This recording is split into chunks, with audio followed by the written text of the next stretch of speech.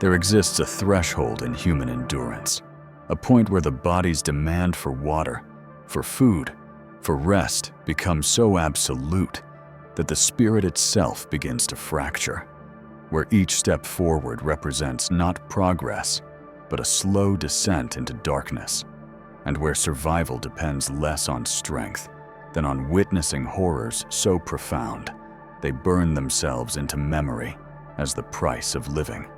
In April 1942, under the unforgiving tropical sun of the Philippines, over 7,000 men, American soldiers and Filipino scouts who had fought courageously for 3 months against overwhelming odds, were forced to discover precisely where that threshold lay. They would march 65 miles through heat that exceeded 100 degrees Fahrenheit, without food, without water, without mercy. And for thousands of them, that march would be the last 65 miles they would ever walk. What you're about to hear is not dramatization. Every atrocity, every murder, every act of calculated cruelty described in this account is documented through the sworn testimonies of survivors who endured the Bataan Death March, through the meticulous records kept by war crimes investigators, through photographs taken by the Japanese themselves, and through the haunting final letters written by men who knew they would not survive. This is the story of the Bataan Death March, a war crime so brutal that it would fundamentally alter how Americans viewed the Pacific War, transform public opinion overnight when the details were finally released in 1944, and leave scars on survivors that would never fully heal. If you believe that understanding history's darkest chapters is essential to honoring those who suffered through them, subscribe to ensure these stories continue reaching new generations. Share this video so that the sacrifice of these men is never forgotten. Like to signal that truth matters, however painful, must be told. The march began on April 9th, 1942. But to understand why it happened, and why it became such an unimaginable hell, we must first understand what preceded it. We must travel back to December 1941, to the moment when war came to the Philippines and set in motion a chain of events that would culminate in one of World War II's most horrific atrocities. December 7th, 1941. As smoke still rose from the burning wreckage of Pearl Harbor, Japanese bombers were already preparing for their next targets. 8 hours after the attack on Hawaii, Japanese aircraft struck American air bases throughout the Philippines, destroying half of General Douglas MacArthur's Air Force on the ground at Clark Field. The invasion of the Philippines had begun. The strategic situation was catastrophic from the start. The Philippines, an American Commonwealth since 1898, was defended by a mixed force of approximately 31,000 American soldiers, 12,000 Philippine scouts, elite Filipino troops integrated into the U.S. Army, and 100,000 Philippine Army troops, the latter poorly trained, inadequately equipped, and hastily mobilized.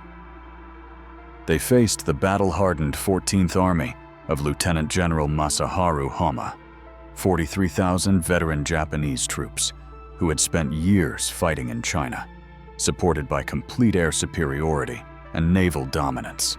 General Douglas MacArthur, Supreme Commander of Allied forces in the Far East, made a series of decisions that would have devastating consequences for his men.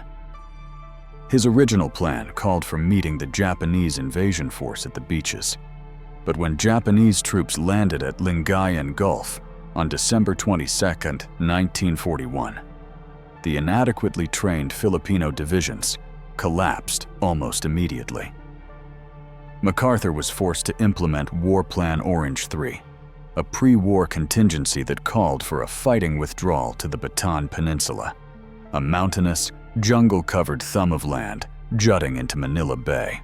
The withdrawal to Bataan, conducted over 5 days beginning December 23rd, was a masterpiece of military coordination under impossible conditions. Approximately 80,000 troops, along with 26,000 civilians, successfully retreated into the peninsula, blowing bridges and establishing defensive positions as they went. But they brought with them only enough food for 30 days of normal rations, and that was for a force of 43,000, not 106,000. Captain William Dias, who would later become one of the few to escape and tell the world about the Death March, described the situation in his diary. "We entered Bataan with high spirits. We believed we were part of a strategic withdrawal, that reinforcements were coming, that help was on the way. General MacArthur told us himself, 'Help is on the way from the United States. Thousands of troops and hundreds of planes are being dispatched.' We believed him. We had to, but no help was coming. President Franklin Roosevelt had already made the strategic decision that the war in Europe would take priority over the Pacific. The Philippines were on their own. By January 6, 1942, less than 2 weeks into the siege, troops were placed on half rations. By late January, it was 1/4 rations. By March, soldiers were eating carabao, water buffalo, mules, horses, monkeys, lizards, and snakes. Anything that moved was food. Corporal Hubert Gator, 31st Infantry Regiment, later testified, "We were starving long before we surrendered. I watched men lose 30, 40, sometimes 50 pounds during those 3 months. Everyone had dysentery. Everyone had malaria. The mosquitoes were so thick, you could barely breathe without inhaling them. We'd wake up at night scratching in our sleep, our arms covered in bites, our bodies racked with fever chills. And we were still fighting, still holding the line, still believing somehow, some way, help would come. The medical situation was catastrophic." By April 1942, approximately 80% of American forces on Bataan were suffering from malaria, dysentery, beriberi, or some combination thereof. The 2 field hospitals, Hospital Number 1 and Hospital Number 2, were overwhelmed, operating without adequate medicine, equipment, or supplies. Surgeons performed amputations without anesthesia. Nurses made bandages from torn sheets. Doctors watched helplessly as men died from diseases that would have been easily treatable with proper medication. Army Nurse Lieutenant Juanita Redmond recorded in her diary, "Men were dying not from bullets, but from starvation and disease. I watched a young private, he couldn't have been more than 19, die from dysentery because we had no way to rehydrate him. He knew he was dying. He kept apologizing to me, saying, 'I'm sorry, ma'am. I'm sorry I'm so weak.' That boy was a hero. They all were. And they were dying long before the Japanese ever got to them." Despite these horrific conditions, the American Filipino forces fought with extraordinary courage and effectiveness. They repulsed multiple Japanese assaults, inflicting casualties at a rate of nearly 5 to 1. The Japanese High Command, which had expected to conquer the Philippines in 50 days, found themselves bogged down in a bloody stalemate that lasted nearly 4 months. General Hama, humiliated by his failure to quickly defeat what he had expected to be an inferior force, requested reinforcements. Tokyo, furious at the delay, sent fresh troops and gave Hama an ultimatum: finish the campaign or face disgrace. On April 3, 1942, the Japanese launched their final offensive, a massive assault supported by artillery and airstrikes. The American Filipino lines, manned by skeletal soldiers who could barely stand, began to collapse. Major General Edward King, commander of the Luzon Force, MacArthur had been ordered to evacuate to Australia on March 11th, faced an impossible choice: continue fighting and watch his entire force be annihilated, or surrender and hope for mercy under the rules of the Geneva Convention. On April 9, 1942, at 12:30 p.m., Major General King surrendered approximately 7,000 men, the largest capitulation in American military history. The scene was heartbreaking.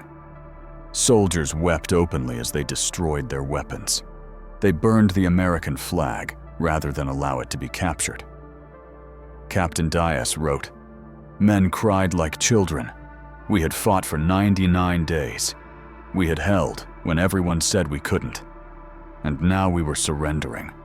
The shame of it was almost worse than the hunger. What these men didn't know, what they couldn't have known, was that surrender would not bring mercy." Japanese military culture viewed surrender as the ultimate dishonor, a coward's act that forfeited all claim to humane treatment. The Japanese Soldiers' Code, the Senjin-kun, explicitly stated, "Do not live in shame as a prisoner. Die to ensure you do not leave ignominy behind." To the Japanese guards who would soon be tasked with moving these prisoners, the men of Bataan were not prisoners of war deserving of protection under international law. They were contemptible cowards who had chosen dishonor over death. The Japanese were also completely unprepared for the number of prisoners. They had expected perhaps 1,000 troops, many of whom they assumed would have been killed in the final assault. Instead, they captured 76,000 men, most of them sick, starving, and barely able to walk. The Japanese logistics plan, inadequate for even the expected number of prisoners, collapsed entirely. There weren't enough trucks to transport the POWs. There wasn't enough food to feed them. There wasn't enough water. And critically, there weren't enough guards who were willing to treat these cowards with any semblance of humanity. Lieutenant Colonel Harold Johnson, who survived both the march and 3 years as a POW and would later become Army Chief of Staff, recalled the moment of surrender. "When we raised the white flag, I remember thinking, thank God it's over. Now we can get food, medical care, water. I was wrong. The nightmare hadn't ended. It was just beginning." The Bataan Death March began in chaos. On April 9th and 10th, 1942, Japanese soldiers moved through the surrendering American and Filipino forces, confiscating watches, rings, wedding bands, pens, photographs, anything of value. Men who resisted or who were found with Japanese money or souvenirs, assumed to have been taken from dead Japanese soldiers, were immediately executed. Private First Class John Falconer, 27th Bombardment Group, testified. "They lined us up in groups of maybe 100 men. Japanese guards walked down the lines, going through our pockets, taking everything. One guy near me had a Japanese coin. I think maybe he'd picked it up as a souvenir weeks ago. The guard pulled him out of line, made him kneel, and without hesitation, without even a word, they shot him in the back of the head with a pistol. The man fell forward and didn't move. The guard just walked on to the next man. That's when I realized we weren't prisoners of war. We were already dead men. We just didn't know it yet." The march itself began on April 10th, though different groups started at different times, depending on where they surrendered. The route was approximately 65 miles from Mariveles, at Bataan's southern tip, to San Fernando, then by rail to Capas, then another 7 miles on foot to Camp O'Donnell. Under normal circumstances, a healthy, well-fed military unit could complete such a march in perhaps 3 days. These men, already starving and disease-ridden, would take 5 to 10 days, and thousands would never complete it at all. The first torture was the sun treatment.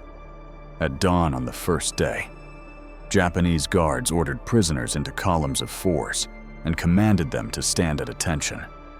No talking, no sitting, no movement. As the tropical sun climbed higher, Temperatures soared past 100 degrees Fahrenheit. Men stood for hours, swaying on their feet, before the march even began. Staff Sergeant Charles Cook, 194th Tank Battalion, described it. We stood from sunrise, maybe 6 a.m., until nearly noon, just standing. In that heat, dehydrated as we were, it was torture. Men started fainting within the first hour.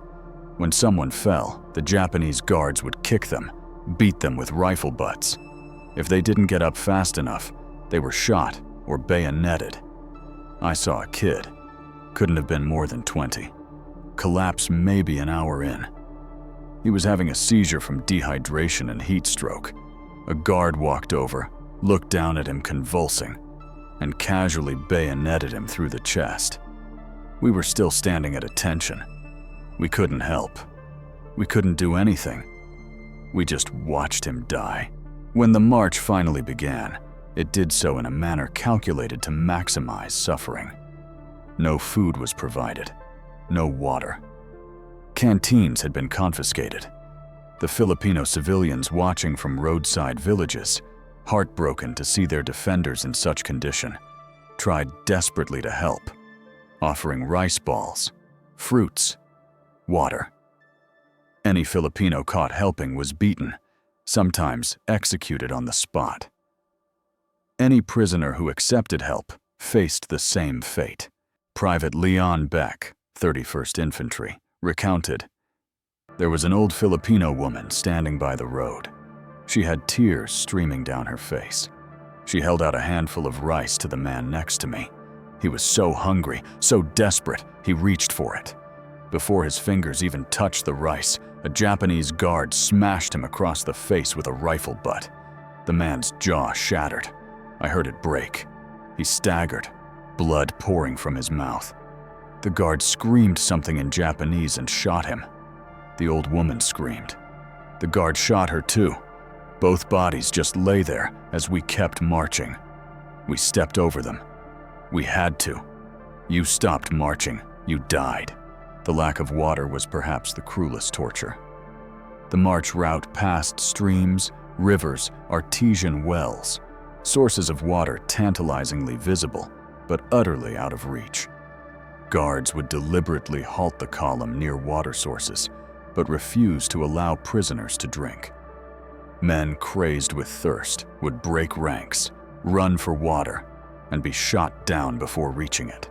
Corporal A.B. Abraham testified, "We marched past this small creek, maybe 2 feet wide, muddy water, probably contaminated with every disease imaginable. But we were so desperate for water that it looked like paradise. One guy, I don't even know his name, he just broke. He ran for the creek, made it maybe 10 feet before a guard shot him in the back. He fell face first into the dirt, crawling with his arms, trying to reach that water with his last bit of strength. The guard walked over and shot him again, this time in the head. Then he looked at the rest of us and laughed, actually laughed. That's when I understood. This wasn't about moving prisoners to a camp. This was murder. Slow, deliberate murder. When prisoners were finally allowed to drink, it was from stagnant roadside puddles, carabao wallows filled with excrement and dead insects, or drainage ditches. Dysentery, already epidemic, became universal. Men marched with diarrhea running down their legs, their bodies too weak to control basic functions. The physical abuse was constant, blunt, and capricious. Guards would strike prisoners with rifle butts for no apparent reason. They would force men to carry their heavy packs and equipment. They would make prisoners strip and march naked in the tropical sun. Any sign of weakness, staggering, slowing, stumbling, brought immediate violence. Private First Class Lester Tenney, 192nd Tank Battalion, who survived the march and later wrote a memoir, described the beatings. The guards carried bamboo poles, maybe 4 feet long. They'd walk alongside the column, hitting men randomly. Sometimes, they'd focus on one person, taking turns beating him until he fell. Then they'd bayonet him and leave the body on the road. I was hit so many times I lost count. My back was covered in welts and bruises, but I kept walking. You kept walking or you died. That was the only rule. The march route was littered with bodies. Men who fell from exhaustion, disease, heat stroke, or simply giving up were routinely executed. Sometimes guards would bayonet them where they fell. Other times, they would behead them, a particularly common practice when the column passed through towns where Filipino civilians could watch. Captain Ralph Hibbs, medical officer, testified. Every 100 yards or so there was a body, sometimes multiple bodies, Americans and Filipinos. Some had been shot, others bayoneted. Many had been beheaded. You could tell by the way the bodies lay and the blood patterns. The Japanese seemed to enjoy beheading prisoners in front of civilians. I think it was meant to terrorize the population, to show them what happened to those who opposed Japan. I counted bodies for the first few miles. After I reached 50, I stopped counting. There were too many. One particularly horrific practice was called cleanup duty. Guards at the rear of the column were tasked with ensuring no prisoners straggled. These rear guards would systematically execute anyone who had fallen, anyone moving too slowly, anyone they deemed unlikely to complete the march. Filipino civilians who lived along the route reported hearing regular gunshots from the rear of each column, followed by screams that would abruptly cut off. At night, when the columns finally stopped, prisoners were herded into fields or barbed wire enclosures with no shelter, no food, no medical care. They would collapse where they stood, often without even the energy to talk. Guards would walk among them, randomly beating or kicking men, sometimes pulling prisoners out for execution if they showed disrespectful behavior, which could mean anything from looking at a guard wrong to groaning in pain too loudly. Sergeant Ralph Rodriguez described one night. "We stopped in this field, maybe an acre. They packed probably 2,000 of us in there. We just fell down where we were. The ground was hard, but we were too exhausted to care." Sometime during the night, I heard screaming from the other side of the enclosure. Japanese guards had pulled out maybe 10 or 15 men and were beating them with clubs. I could hear bones breaking. The screaming went on for maybe 15 minutes, then silence. In the morning, the bodies were still there. We marched past them. The cruelty wasn't limited to physical violence. Guards would occasionally stop the column and offer food or water, then snatch it away before prisoners could take it, laughing at their desperation. They would force men to bury their own comrades, digging graves in the hard earth with bare hands or broken sticks. They would make prisoners watch as guards executed their friends for minor infractions. Private First Class Sidney Stewart witnessed one such execution. We were stopped in this small town. A Filipino civilian tried to give water to an American soldier, a guy named Peterson, I think, from California. A guard saw it happen. He pulled Peterson out of line, made him kneel in the town square, and then called over other guards. Maybe 6 or 7 Japanese soldiers gathered around. They took turns beating Peterson with bamboo sticks.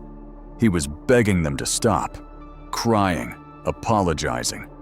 It didn't matter. They beat him until he couldn't stand.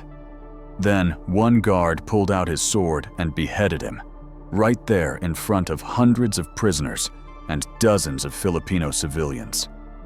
They left his body in the square as a warning. Perhaps the most famous atrocity of the Bataan Death March was the sun treatment penalty, though it went far beyond simply standing in the sun. Prisoners who were caught trying to escape, who talked back to guards, or who simply drew a guard's ire would be buried up to their necks in the ground and left in the tropical sun without water. Most died within hours from dehydration and heat stroke. Some were left there for days, their screams audible to passing columns. Corporal Wayne Carringer testified. "We passed one of these burial sites. There were maybe 5 heads sticking out of the ground. 3 were already dead. You could tell by how still they were, and the flies covering their faces. 2 were still alive, barely. 1 was a young Filipino soldier. His lips were cracked and bleeding. His face was blistered from the sun. He was making this horrible croaking sound, trying to beg for water.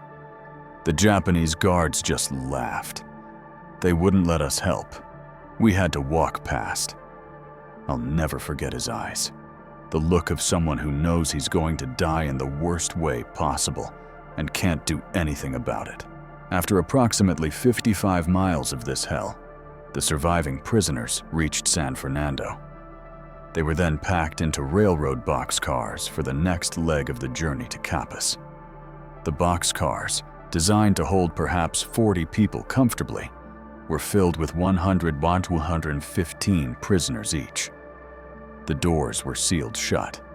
In the tropical heat, the temperature inside the boxcars quickly exceeded 120 degrees Fahrenheit. Sergeant William Overmeyer described the boxcar ride.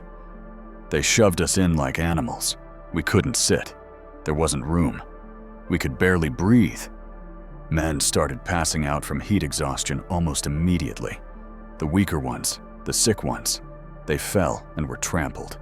You'd hear bones breaking underneath you, people screaming. After maybe an hour, men started dying. You could tell because they'd stop moving, stop making noise. But we couldn't do anything. Couldn't move the bodies, couldn't help. We just stood there, pressed together, breathing air that felt like it was burning our lungs. The ride took maybe 3 hours. When they finally opened the doors, at least 15 men in my boxcar were dead. They'd been dead for who knows how long, held upright by the press of living bodies. From Capiz, survivors marched another 7 miles to Camp O'Donnell. By the time they arrived, they were walking corpses. Most had not eaten in a week. They had drunk only contaminated water from puddles. They had been beaten repeatedly. Many had untreated wounds, broken bones, infections. All had dysentery and malaria. The death toll from the march itself is uncertain. Japanese records are incomplete, and many deaths went unrecorded. Conservative estimates suggest at least 2,000 Filipino soldiers and American soldiers died during the march. Other estimates put the numbers much higher, as many as 10,000 Filipinos and 60 Americans. The true number will never be known because many bodies were left where they fell, buried in unmarked graves by Filipino civilians, or never counted at all. But the horror did not end when survivors reached Camp O'Donnell. In many ways, it was just beginning. Camp O'Donnell, located in the Capiz region of central Luzon, had been a Philippine Army training facility before the war. It was never designed to hold prisoners of war, and certainly not in the numbers that arrived following the Death March. The Japanese converted it into a POW camp with minimal preparation. Some barbed wire, guard towers, and a few flimsy nipa huts with no walls and leaking roofs. When American and Filipino prisoners began arriving on April 15, 1942, they found conditions that were, incredibly, worse than the march itself. The camp had almost no functioning water supply, one artesian well that produced a trickle of water, and a contaminated creek. There was no sanitation system, no medical facilities worth mentioning.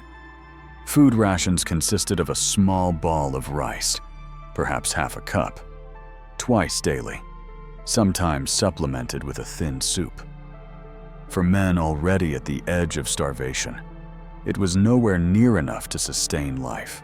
The camp commandant, Captain Yoshio Tsuneyoshi, addressed the American prisoners on their first day with words that made clear their situation.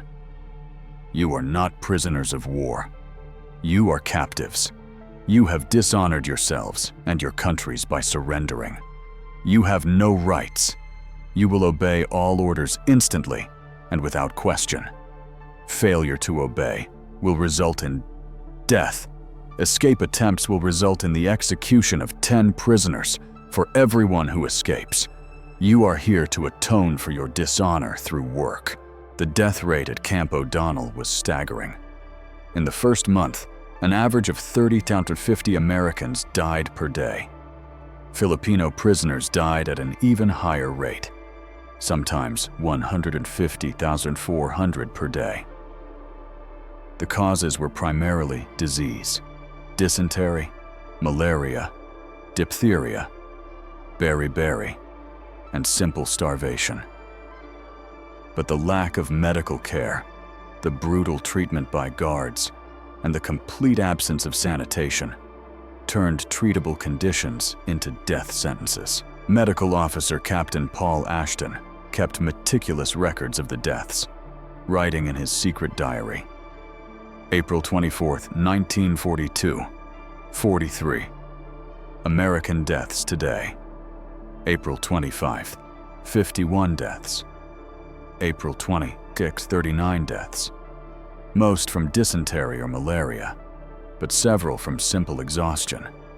Their bodies had nothing left. May 1st, 55 deaths.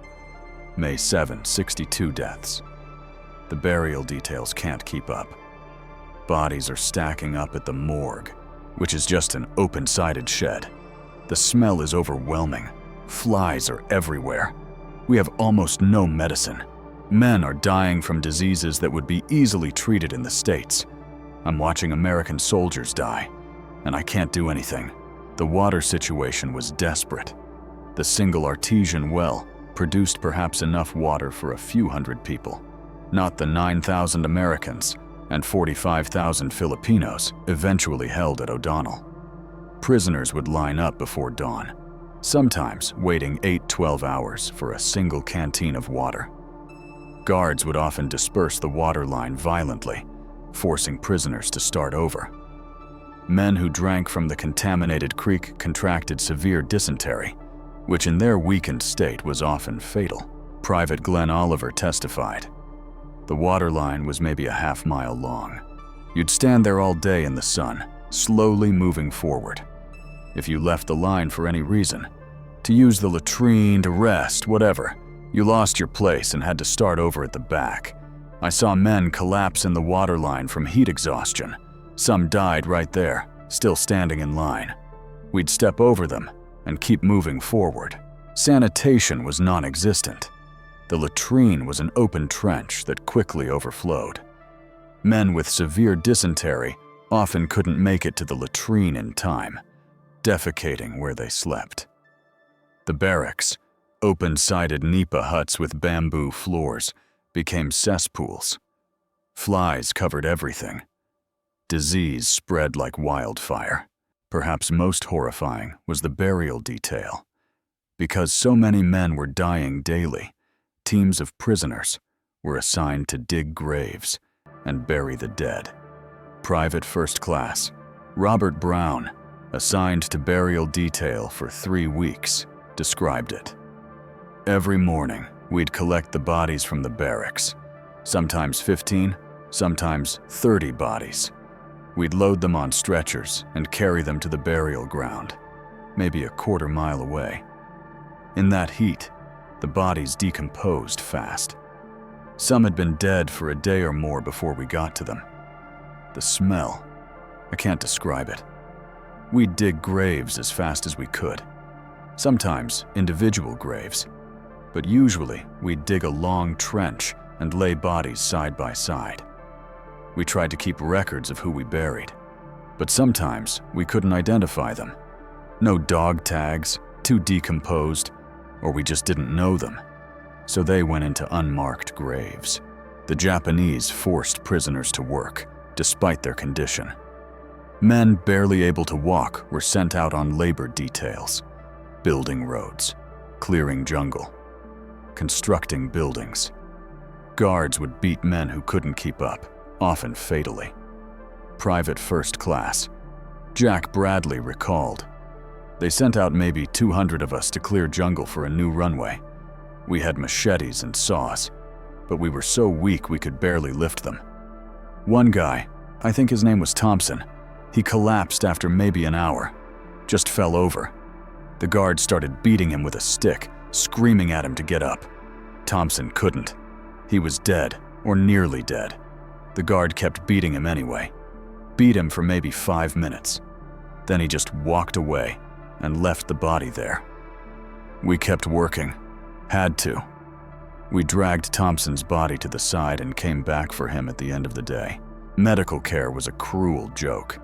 The camp had a hospital, a few nipa huts with no medicine, no equipment, and barely any medical personnel. Dr. Major William North tried desperately to save lives with almost nothing. I had no sulfa drugs, no quinine for malaria, no antibiotics, no surgical equipment. Men would come to me with severe dysentery, burning with fever, and all I could do was tell them to drink more water and rest. But there was no water, and you couldn't rest in those barracks. They were infested with lice and flies, the smell of death everywhere. I watched men die from completely preventable causes. A simple infection would become septic, and without antibiotics, there was nothing I could do. The Japanese wouldn't give us medicine. They said we didn't deserve it. The mental toll was as devastating as the physical. Men who had survived combat, the Death March, and weeks of starvation simply gave up. They would lie down in their barracks and refuse to get up, refuse to eat, refuse to fight. Other prisoners called it give-up-itis or Bataan blues. Without hope, without any realistic prospect of rescue or even survival, men lost the will to live. Lieutenant Colonel William Brower, who kept a secret diary, wrote, May 15, 1942, men are dying not just from disease, but from despair. I've seen strong men, soldiers who fought bravely on Bataan, just stop trying. They lie in their bunks, turn their faces to the wall, and wait to die. And they do die, usually within days. I've tried talking to them, trying to give them hope. But what hope is there? We're cut off from the world. We don't know if anyone even knows we're here. For all we know, America has forgotten about us. Yet amid the horror, there were acts of extraordinary courage and sacrifice. Prisoners would share their meager rations with weaker men. Medical personnel worked around the clock without medicine or equipment, doing what little they could. Chaplains conducted services, offering spiritual comfort even as their own bodies wasted away. Men formed small groups, looking after each other, encouraging each other to hold on one more day. Private Lester Tenney recalled, there was this chaplain, Catholic priest named Father Cummings. He'd go around the barracks every day, talking to men, praying with them, giving last rites to the dying. He was as sick as anyone. You could see his ribs through his skin. His eyes were sunken. But he never stopped. He'd sit with dying men, hold their hands, tell them they weren't alone. He'd pray over the bodies before we buried them. Father Cummings died in July 1942. We buried him with full military honors, as much as we could manage. He was a hero, like thousands of others who died there. The camp's deadliest period was May-June 1942. During these 2 months, an estimated 1,000 Americans and over 20,000 Filipino prisoners died. The burial details couldn't keep pace. Bodies were stacked like cordwood waiting for burial. The stench of death hung over the entire camp. In late May 1942, the Japanese began transferring healthier prisoners to other camps, Cabanatuan, Bilibid, and others, to work on infrastructure projects. But for the men left behind at O'Donnell, the weakest and sickest, it was a death sentence. By the time Camp O'Donnell was finally closed in January 1943, approximately 1,000 American prisoners had died there. out of roughly 9,000 held. Filipino casualties were far higher, an estimated 2,000 deaths out of approximately 5,000 prisoners. Sergeant Ralph Rodriguez, who survived O'Donnell and 3 more years as a POW, summed it up. Bataan was hell. The Death March was hell. But O'Donnell? O'Donnell was where hope died. I watched friends, men I'd fought alongside, men who'd survived so much, just waste away and die. And there was nothing, absolutely nothing, we could do to help them. The story of the Bataan Death March might have remained unknown for years, if not for a handful of men who risked everything to escape and tell the world what had happened. In April 1943, 9 prisoners, including Major William Dias, Commander Melvin McCoy, and Lieutenant Colonel Steve Melnick, escaped from a work camp in Mindanao and eventually reached Australia. They brought with them detailed testimonies of the Death March, Camp O'Donnell, and the ongoing atrocities against American POWs. But the US government, after debriefing the escapees, made a controversial decision: suppress the information. The War Department, concerned that publicizing Japanese atrocities might provoke retaliation against POWs still in captivity, classified the testimonies and forbade the escapees from speaking publicly. For over a year, the American public remained largely unaware of what had happened on Bataan. This changed in January 1944. By then, American forces were advancing in the Pacific, and the Roosevelt administration decided the propaganda value of the Bataan story outweighed the risks. On January 28, 1944, the government released the escapees' testimonies to the press. The impact was immediate and profound. Front-page headlines across America screamed the details. Japs killed nearly 10,000 American soldiers. Death March revealed. Americans bayoneted, beheaded on Bataan. The Chicago Tribune ran a special multi-page spread with detailed maps of the march route and accounts of specific atrocities. The New York Times devoted its entire front page to the story. Radio broadcasts interrupted regular programming with special reports. Captain William Dias's account, published in full in major newspapers and later as a book, The Dias Story, became a bestseller.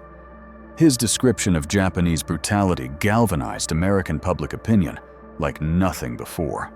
War bond sales surged. Enlistment rates spiked. The phrase, "Remember Bataan," became a rallying cry, appearing on posters, in speeches, in songs. The revelations fundamentally altered how Americans viewed the Pacific War. Before January 1944, many Americans saw the conflict with Japan as secondary to the war in Europe. After learning about Bataan, public sentiment shifted dramatically. Polls showed increased support for dedicating more resources to the Pacific theater. The desire for revenge against Japan intensified, contributing to the willingness to accept extreme measures, including, ultimately, the decision to use atomic weapons in 19... Meanwhile, the men still held in POW camps throughout the Philippines and elsewhere faced 3 more years of captivity. Thousands more would die from disease, starvation, abuse, and slave labor. Many were shipped to Japan or elsewhere in the empire as forced laborers, enduring horrific conditions in mines, factories, and construction sites. The end finally came in 1945. As American forces approached the Philippines in early 1940, the Japanese began massacring POWs to prevent their liberation. But at Cabanatuan Camp, where many Bataan survivors were held, American Army Rangers and Filipino guerrillas launched a daring raid on January 30th, 1945. In what became known as the Raid at Cabanatuan, they rescued 513 POWs, emaciated, sick, but alive.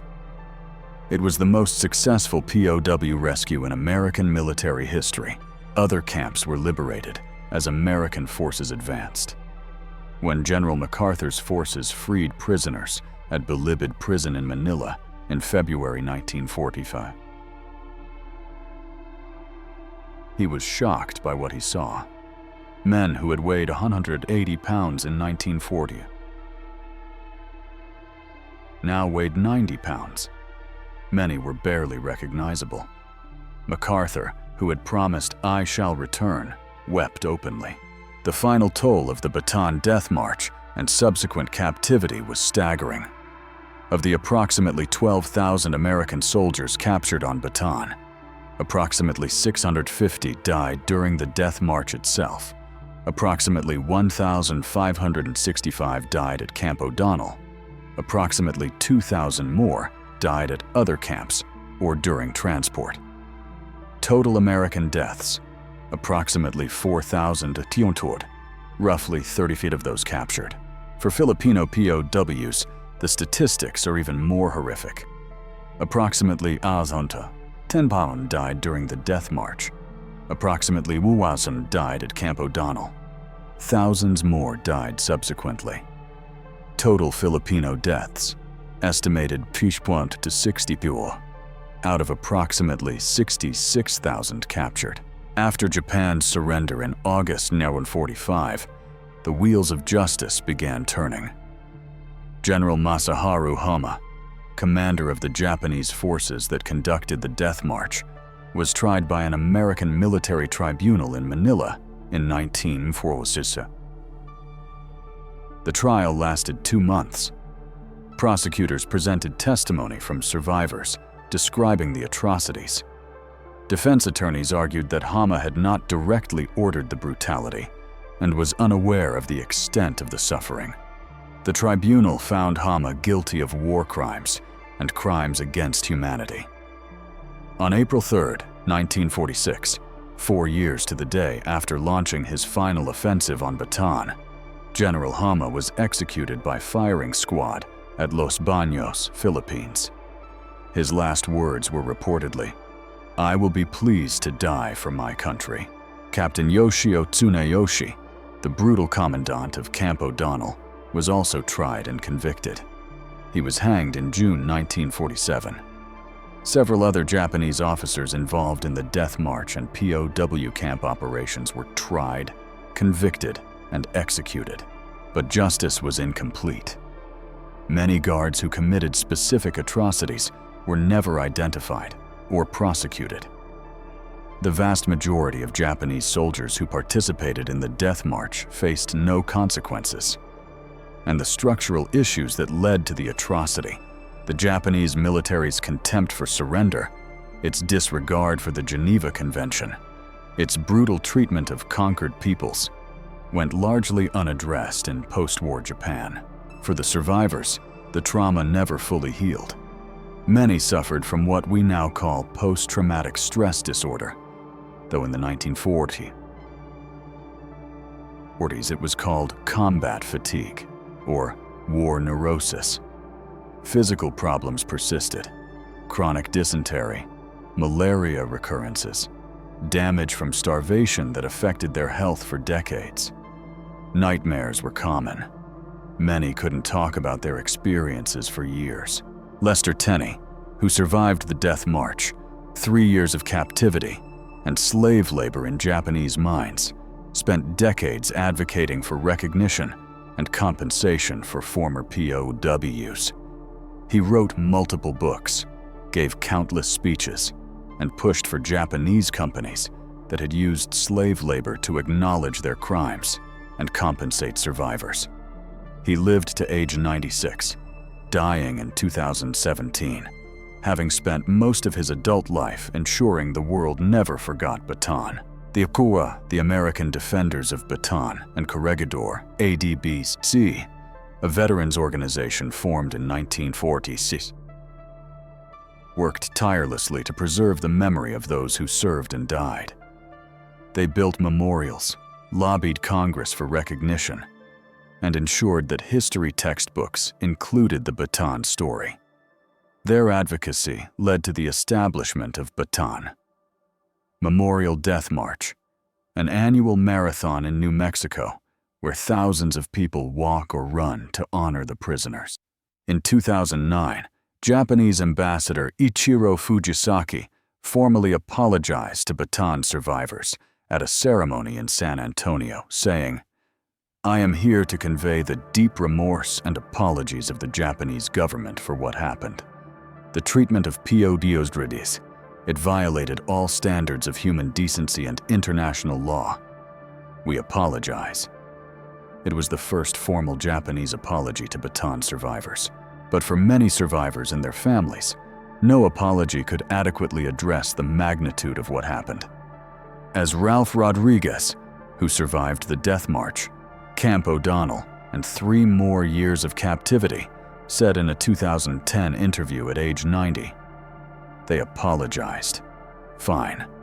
But it doesn't bring back the thousands who died. It doesn't give me back the friends I lost. It doesn't erase the nightmares. Nothing can do that. All we can do now is remember. Remember what happened. Remember who we lost.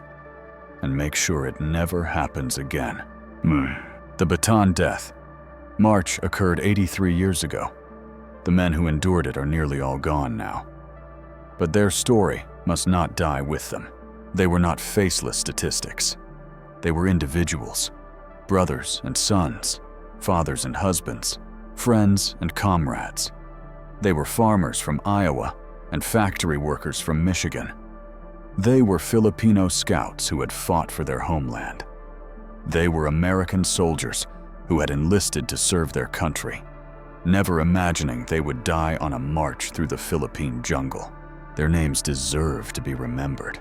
Private Daniel Becker, 19 years old, from Cedar Rapids, Iowa, died April 12, 1942, on the Death March, shot for falling behind. Corporal Jose Santos, Philippine Scouts, 27 years old, from Manila, died April 14, 1942. Bayoneted for trying to drink from a stream, Sergeant Thomas Wilson, 31st Infantry, 23 years old, from Boston, died May 3, 1942, at Camp O'Donnell from dysentery. Private First Class Andrew Martinez, 26 years old, from New Mexico, died June 15, 1942, at Camp O'Donnell from malaria. These names, and thousands more like them, are carved into memorials in the United States and Philippines. They appear on the walls of the American Battle Monuments Commission Cemetery in Manila. They're recorded in the National Archives, in unit records, in family Bibles and photo albums. But names alone don't convey who they were. They were the private who shared his last rice ball with a weaker man. The sergeant who encouraged men to keep walking when they wanted to give up.